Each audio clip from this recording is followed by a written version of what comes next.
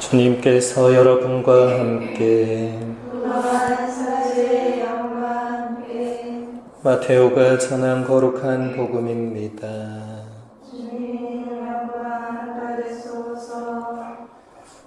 그때에 바리사이들이 다가와 예수님을 시험하려고 무엇이든지 이유만 있으면 남편이 아내를 버려도 됩니까? 하고 물었다. 그러자 예수님께서 이렇게 대답하셨다. 너희는 읽어보지 않았느냐? 창조주께서 처음부터 그들을 남자와 여자로 만드시고 나서 그러므로 남자는 아버지와 어머니를 떠나 아내와 결합하여 둘이 한 몸이 될 것이다 하고 이르셨다. 따라서 그들은 이제 둘이 아니라 한 몸이다. 그러므로 하느님께서 맺어 주신 것을 사람이 갈라놓아서는 안 된다. 그들이 다시 예수님께 그렇다면 어찌하여 모세는 이혼장을 써주고 아내를 버려라 하고 명령하였습니까? 하자 예수님께서 그들에게 말씀하셨다. 모세는 너희의 마음이 완고하기 때문에 너희가 아내를 버리는 것을 허락하였다. 그러나 처음부터 그렇게 된 것은 아니다. 내가 너희에게 말한다. 불륜을 저지른 경우 외에 아내를 버리고 다른 여자와 혼인하는 자는 간음하는 것이다. 그러자 제자들이 예수님께 아내에 대한 남편의 처지가 그러하다면 혼인하지 않는 것이 좋겠습니다. 하고 말하였다. 예수님께서 그들에게 이르셨다. 모든 사람이 이 말을 받아들일 수 있는 것은 아니다. 허락된 이들만 받아들일 수 있다. 사실 모태에서부터 고자로 태어난 이들도 있고 사람들 손에 고자가 된 이들도 있으며 하늘나라 때문에 스스로 고자가 된 이들도 있다. 받아들일 수 있는 사람은 받아들여라. 주님의 말씀입니다. 그리스도님 찬양합니다. 참 예수님. 네, 우리 수녀님들 잘 주무셨습니까? 네, 더우시죠 그래도? 네, 에어컨 없는 데서 사신다고 들었는데 저도 로마 유학할 때 에어컨 없이 살았는데 그때는 살만했어요 그래도. 근데 요즘은 유럽도 난리라고 하니까 참 큰일입니다. 수녀님들 이렇게 매일 보니까 좋네요. 정들겠네요. 오늘 우리는 성 막시밀리아노 마리아 콜베 사제 순교자 기념일 미사를 봉헌합니다.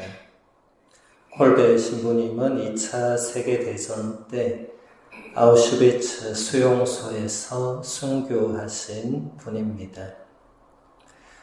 로마 유학 시절에 제가 아우슈비츠 수용소를 간 적이 있는데 다녀온 후에 관련된 영화를 한 편을 보았고 그리고 글을 하나 썼는데 그 글을 수녀님들과 나누어 보고자 합니다.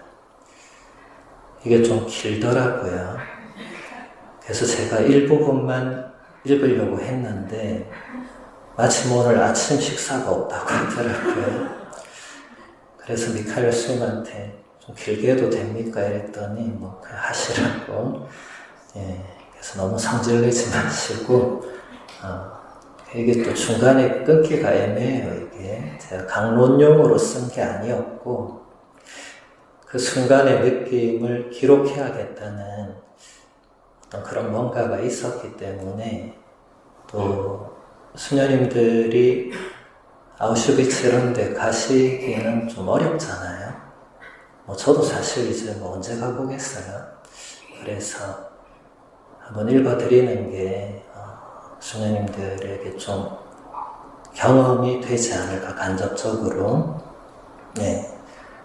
근데 조금 내용이 조금 그럴 수는 있어요. 이게 아무래도 수용소라는 곳이니까. 그래서 그냥 편안하게 듣긴 좀 그렇지만 그래도 한번 제가 읽어보겠습니다. 영화를 보고 글을 쓰는 것은 무척 오랜만의 일이다. 아이히만 쇼. 몇 년 전에 베를린 근처에 있는 작센하우젠 유대인 수용소를 갔던 기억이 떠오른다. 정말 끔찍하고 처참했던 광경들, 도무지 말도 안 되는 시설들과 그 역사가 고스란히 남아있는 흔적들, 아직도 그때의 채취가 그대로 남아있던 그 공간들, 사진들, 그 충격들은 여전히 내 안에 고스란히 남아있다. 하지만 그 이후에 나는 더 이상 그곳을, 그 느낌들을 기억하고 있지 않았다. 정확히 말하면 기억하고 싶지 않아서 무의식 저 깊은 곳에 넣어두었을 것이다. 그래서일까 그 이후로는 단 한 번도 그곳의 역사에 대하여 누군가와 심도 깊은 이야기를 나눈 적은 없었던 것 같다. 워낙 많은 일이 일어나고 있는 이 세상이기에, 그리고 내가 살아가기에도 벅차고 힘든 현실이기에 그랬을 것이다. 그리고 이틀 전에 찾아간 아우슈비츠 유대인 수용소. 굳이 갈 이유는 없었지만 이상하게도 거기는 꼭 다녀와야겠다는 생각이 들었다. 제2 수용소를 먼저 들어갔다. 밖에서부터 수용소 안에까지 길게 이어져 있는 철도. 이 철길 위로 얼마나 많은 유대인들이 기차에 실려서 이곳으로 왔을까. 기찻길 옆에는 이름 모를 예쁜 꽃들이 많이 피어 있었다. 그런 장소의 자연이 아름답다는 것이 그 순간 정말 놀라운 모순으로 다가왔다. 이렇게 아름다운 자연도 그 역사의 순간에는 거기 있던 사람들이 아무도 그 아름다움을 느끼지 못했으리라는 생각 때문이었다. 수용소와 바깥 사이에 긴 철조망이 눈에 들어왔다. 그때는 분명 고압의 전류가 흐르고 있었을 것이다. 수용된 사람들이 도망갈 수 없도록. 철조망 밖의 세상은 그저 똑같은 세상이었다. 하지만 지금 보기에도 그 철조망을 넘어가는 것은 쉬워 보이지 않았다. 그때는 어땠을까? 얼마나 많은 사람들이 그 철조망을 넘으려다가 목숨을 잃거나 붙잡혀서 끔찍한 고문을 당했을까?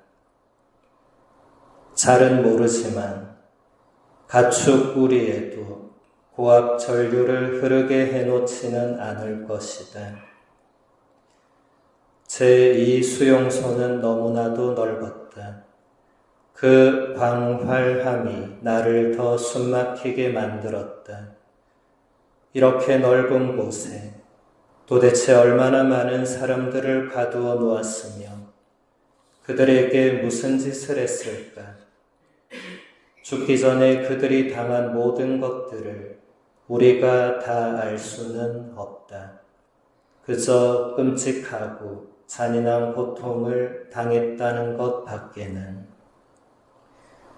제1수용소를 들어갔다.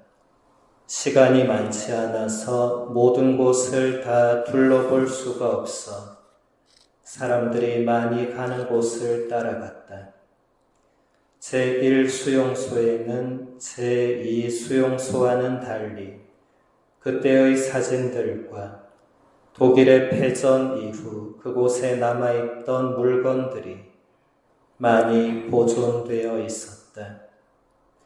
그 모든 것을 지금 여기에 어떻게 다 기록할 수 있을까? 그래도 적을 수 있을 만큼 적어야 한다. 내가 그들을 위해서 할 수 있는 일이 너무나도 없기 때문이다.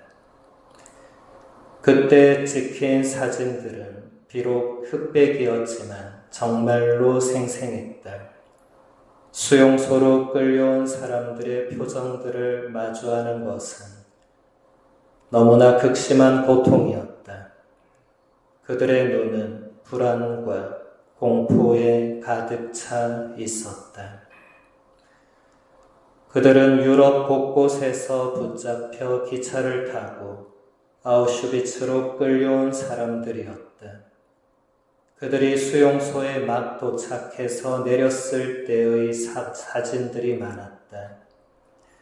어린아이들도 많이 있었고 대부분 평범해 보이는 사람들이었다.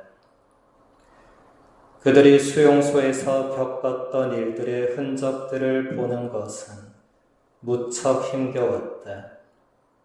글을 적는 지금도 그 장면을 다시 떠올리는 자체가 고통스럽다. 붙잡혀서 끌려온 유대인들의 유품들이 굉장히 많았다. 안경들, 머리카락들, 가방들, 구두솔과 칫솔들, 무수히 많은 신발들, 거기서 눈에 띄는 빨간 구두까지. 그리고 가스실에서 그들을 죽일 때 사용했던 독가스의 빈통도 정말 많았다. 얼마나 많은 사람들이 이곳에서 죽어간 것일까? 또 다른 사진들은 수용소 안에서 있었던 일들의 기록이었다.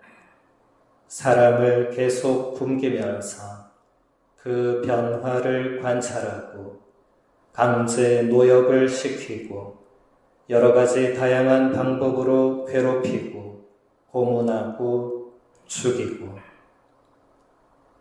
짐승은 자신이 살기 위해서 다른 짐승을 잡아먹지만 이곳은 그런 게 아니었다. 짐승이 배가 고프지도 않은데 다른 짐승을 잡아다가 가두어 놓고 괴롭히고 고문하고 실험하고 죽인다는 얘기는 들어본 적이 없다. 도대체 그 무엇이 인간을 짐승보다 더 못하게 만든 것일까? 그들이 갇혀있던 독방을 보았다. 창문은 나무 판자로 철저히 가려져 있었고 독방의 문도 눈동자 크기만한 구멍만 있어 그 구멍을 통해서 안과 밖이 서로 보이게 되어 있었다. 그 칠흑 같은 어둠 속에서 아무것도 없는 조그만 골방에 갇힌 사람들은 얼마나 고통스러웠을까. 시간이 가는 줄도 모르고 언제 죽을지도 모르고 빛을 볼 수도 없는 상태로 산다는 것은 그 자체로 이미 사는 게 아니었는지도 모른다. 그 독방 중에 한 방이 성 막시밀리아노 마리아 콜베 신부님의 방이었다. 다른 독방과는 달리 콜베 신부님의 방은 초도 놓여 있고 성인께서 갇혀 있었다는 표시가 되어 있었다. 신부님은 그 고통을 어떻게 견뎌내고 이겨내셨을까? 그곳에서 신부님의 삶은 성인전에 나오는 이야기지만 실제 현장을 보니 그저 끔찍하기만 했다. 그분도 우리와 똑같은 인간이시지 않았는가? 그렇기에 빛이 없는 그 어두운 방에서 지내며 느끼셨을 감정과 고통을 성인도 똑같이 겪으셨을 것이다. 독방 건물과 건물 사이의 마당에서는 그 당시에 사람들을 고문하고 총살했다는 사실이 적혀 있었다. 어두운 독방에서 빛을 볼 수조차 없는 사람들에게 청각과 후각으로 두려움을 안겨주기 위한 것이었으리라.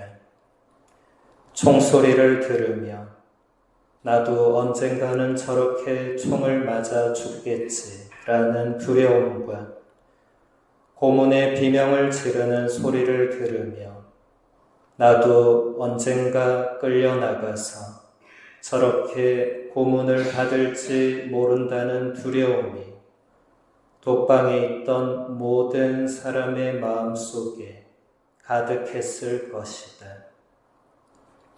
수용소 내부의 벽에는 수용되었다가 돌아가신 분들의 사진이 하나하나 걸려 있었고 그들에 대한 간단한 정보가 적혀 있었다. 몇 년도, 어디 출생, 몇 년도 죽음, 이런 식이었다. 나치는 수용된 모든 사람들을 그렇게 사진을 찍고 그들의 정보를 기록하여 명단을 만들어 두었다. 그 명단도 그대로 남아 있었다. 사람을 괴롭히고 죽이는 것도 모자라서 명단을 만들어 둔 이유는 무엇이었을까? 나는 그분들의 얼굴을 제대로 쳐다볼 수 없었다. 그들의 죽음에 후대의 모든 인류가 책임이 있음을 느꼈기 때문이다. 그리고 그동안 거기에 너무나 무관심했고 아무것도 몰랐던 나 자신의 삶에 깊은 부끄러움을 느꼈기 때문이다. 마지막으로 들어간 곳은 말로만 듣던 가스실이었다. 가스실 입구에는 이곳에서 수많은 사람들이 죽었으니 침묵을 지켜달라는 문구가 적혀 있었다. 같이 갔던 신부님께 듣기로는 나치가 끌려온 유대인들에게 먼저 샤워를 해야 한다고 해서 그들을 이곳에 집어넣고는 샤워기에서 물 대신 독가스가 나와서 사람들을 죽였다고 했다. 그리고 바로 그 옆에는 시신을 태우는 시설이 같이 있었다. 정말 말 그대로 살인의 공간이었다. 그저 아무 이유도 없이, 아니 유대인이라는 그 이유 하나만으로 그냥 사람을 죽이고 태워버리는 장소였다. 오래전에 논산 육군 훈련소에서 화생방 훈련을 받던 때가 떠올랐다. 좁고 어두컴컴한 공간에서 가스를 들이마실 때의 그 고통이 떠올랐다. 그 훈련에서 내가 가스를 마신 시간은 1분도 되지 않았을 것이다. 그런데도 그때 나는 이러다가 정말 죽겠구나라는 생각이 들었었다. 그런데 이 가스실 안에 있던 사람들은 샤워를 하러 들어갔다가 실제로 숨을 쉴 수 없는 끔찍한 고통 속에서 죽어간 것이다. 그리고는 곧바로 태워져서 누가 얼마나 죽었는지조차 제대로 알 수 없게 된 것이다. 사람이 어떻게 사람에게 이런 짓을 할 수 있을까? 한두 명도 아니고 그 수많은 사람들에게 어떻게 이럴 수 있을까? 인간은 도대체 어디까지 악할 수 있을까? 히틀러가 신학교를 다녔다가 중퇴했다는 내용을 한스 킹의 책에서 읽었던 기억이 난다. 그게 사실이라면 이 현실을 나는 어떻게 이해해야 할까? 그리고 듣게 된 이름 아이히만. 그래서 수용소를 다녀오자마자 곧바로 본 영화가 아이히만 쇼이다. 영화는 실제로 이스라엘에서 있었던 아이히만 재판의 준비와 그 과정에 대한 이야기였다. 그리고 영화 중간중간에 실제 수용소의 장면들과 재판 상황들을 보여주었다. 수용소에 가서 사진으로만 보았고 흔적만 느꼈던 장면들을 잠시나마 실제로 보는 것은 더욱 충격이었다.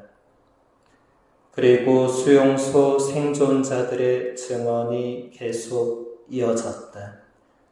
그들의 증언은 정말 생생했고 듣고 있던 청중과 보고 있던 수많은 이스라엘 사람들은 그것을 받아들이기 힘겨워했다.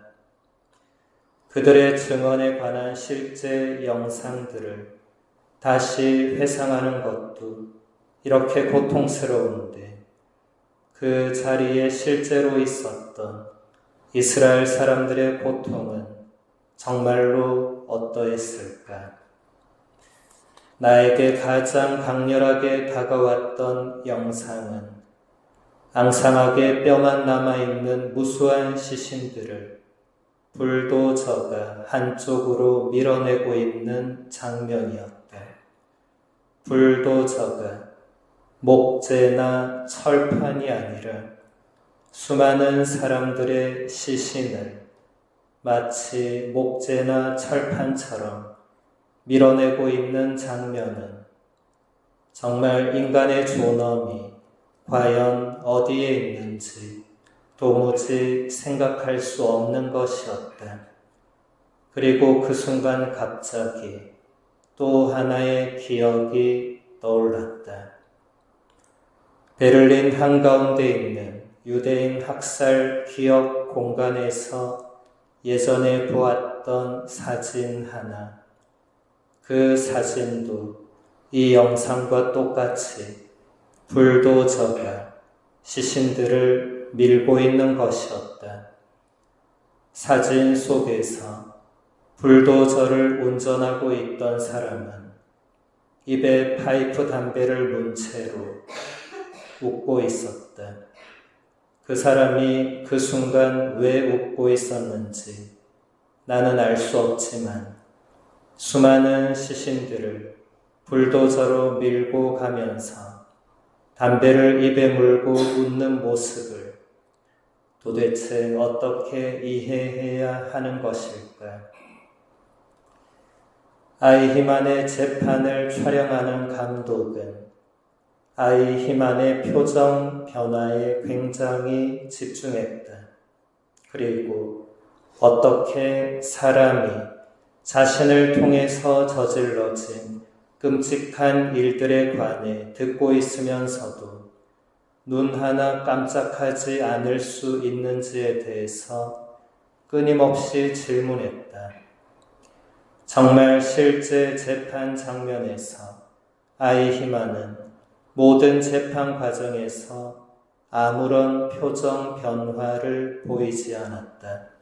그리고 자신에게 적용된 모든 혐의에 대하여 무죄를 주장했다. 그는 그저 자신은 유대인 학살을 제안했을 뿐 책임은 없다고 했다. 그의 제안이 받아들여져서 600만 명이라는 어마어마한 숫자의 유대인들이 끔찍한 고통과 죽음을 당했지만 제안자가 자신은 책임이 없고 무죄라고 주장하고 있는 것이었다. 영화 속의 감독은 우리도 아이히만처럼 될 수 있다고 말했다. 그렇기 때문에 그는 재판 과정에서 집요하리만큼 아이히만의 표정 변화를 주목했다. 하지만 아이히만은 끝내 별다른 변화를 보이지 않았다. 그리고 역사적으로 그는 사형 선고를 받고 교수형에 처해지며 시신은 바다에 뿌려지게 되었다. 나도 영화 속 감독 덕분에 실제 영상의 아이히만의 표정을 계속 유심히 보게 되었다. 그는 정말 아무렇지 않아 보였다.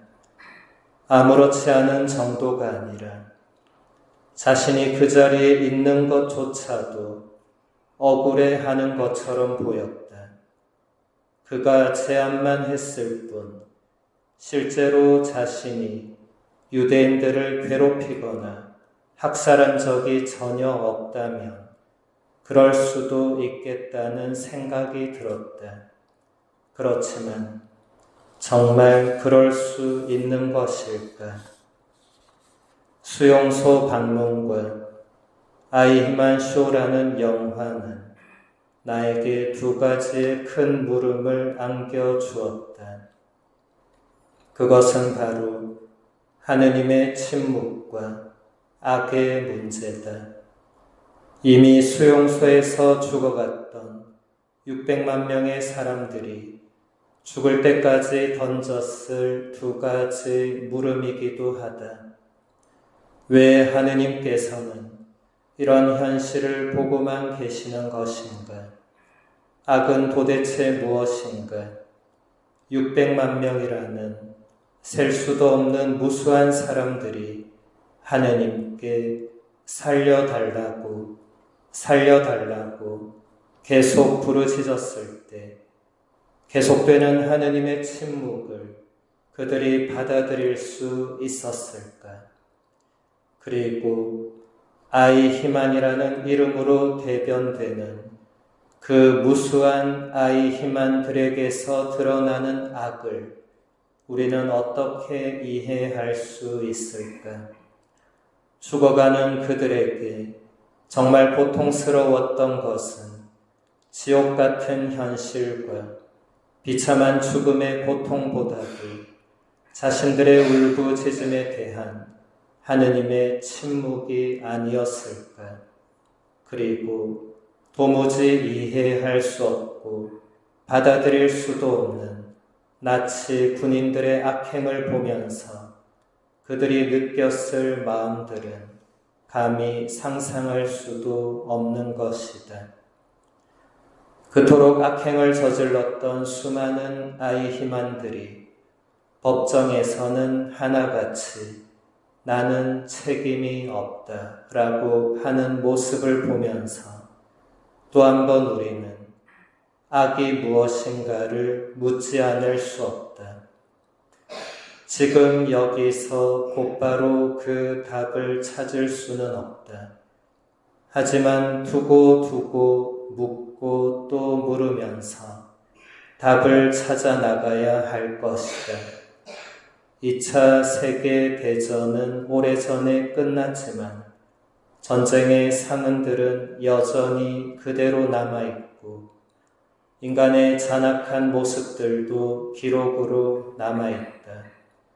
하느님께서 피조물 가운데 가장 공들여 만드신 인간이 하느님의 모상대로 지어져 그분의 모습을 닮은 인간이 어떻게 이럴 수 있는가 하는 물음도 여전히 남아있다.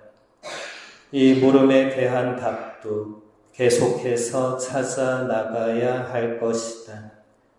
역사의 현장에서 직접 그 역사를 보고 체험하는 것은 그저 들어서 아는 것과 확연히 달랐다. 정말 옛 벽언대로 백문이 불여일견이었다. 나치의 600만 유대인 대학살에서 후대의 인류는 무엇을 보고 느끼고 배웠을까?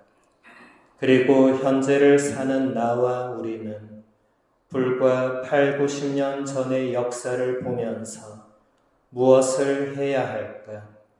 이 엄청난 사건은 그때 끝난 것이 결코 아니다. 지금도 여전히 그런 일들이 일어나고 있고 세상은 악으로 가득 찬 것처럼 보인다.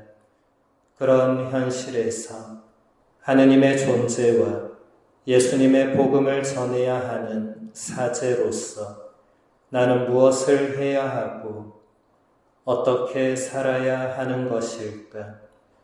끊임없이 그 답을 찾고 또 찾아 나가야만 한다는 다짐을 해본다. 네. 너무 어려운 글을 읽어주셔서, 들어주셔서 감사드립니다. 오늘 미사 중에 우리 모두가 홀베 신부님의 순교의 정신을 본받을 수 있도록 또 이 세상에 참된 평화가 올 수 있도록 주님의 은총을 청하면 좋겠습니다.